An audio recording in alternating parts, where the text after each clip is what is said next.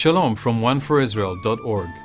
Happiness is something people pursue their entire lives, and in the process are willing to spend much time, energy, and money to reach that goal. But what is true happiness, and can it truly be found?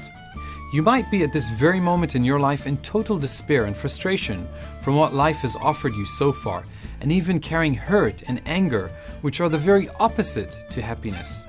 Gladly, the Bible has much to say about happiness and how it is truly found. The weekly reading portion from the book of Deuteronomy this week, called Re'eh in Hebrew, which means see or behold, speaks exactly about this matter.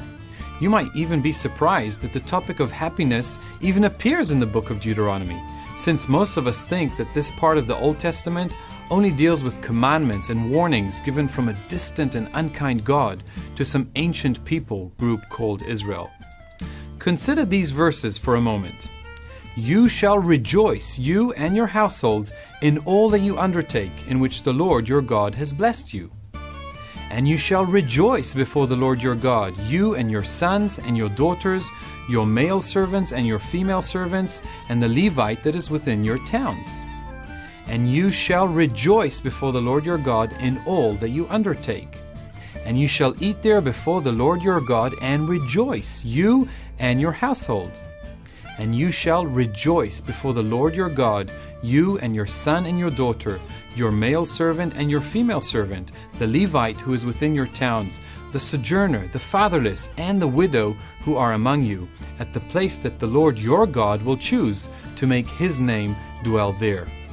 In our portion alone this week, the word rejoice appears 7 times and is more references to joy or rejoicing than the entire Pentateuch together. It begs the question, what does Israel have so much to rejoice about that even the servants, the fatherless, and the widows are part of? The answer is that Israel has a lot to thank God for. As they are getting prepared for entry into the Promised Land, Moses is reminding Israel that God in His mercy and love chose them and redeemed them from the slavery in Egypt, faithfully wandered with them, providing their needs for the past 40 years in the wilderness, and has given them the laws and commandments for a healthy and blessed life, which includes rights even for the slaves, the fatherless, and the widows.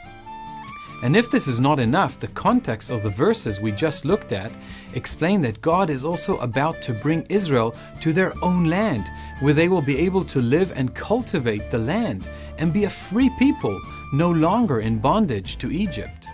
And the climax of our passage also reveals to Israel that God is about to drive out all the idolatry work from the Promised Land and choose a place for Himself to be worshipped and served through the sacrifices and feasts. It is a beautiful prophetic picture of an entire nation gathered as families, even with the strangers and servants of the land, and enjoying fellowship and worship of their God during the biblical feasts. As Jews and Gentiles following Yeshua the Messiah, this is a clear reminder to us why we have all the reasons in the world to rejoice, even if life seems tough at times, and what true happiness really is.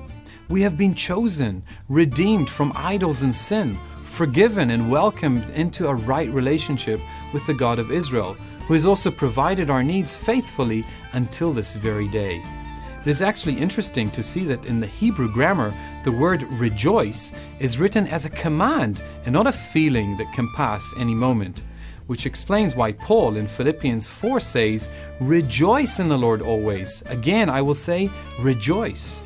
I want to encourage you to make a decision today to rejoice and remember all that God has done for you.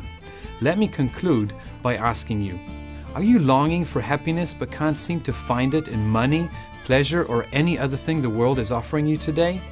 The key to true and lasting happiness is found in someone who is bigger than you and me, someone who has laid down his life for you and is waiting for you to turn to him to receive love, forgiveness, and joy.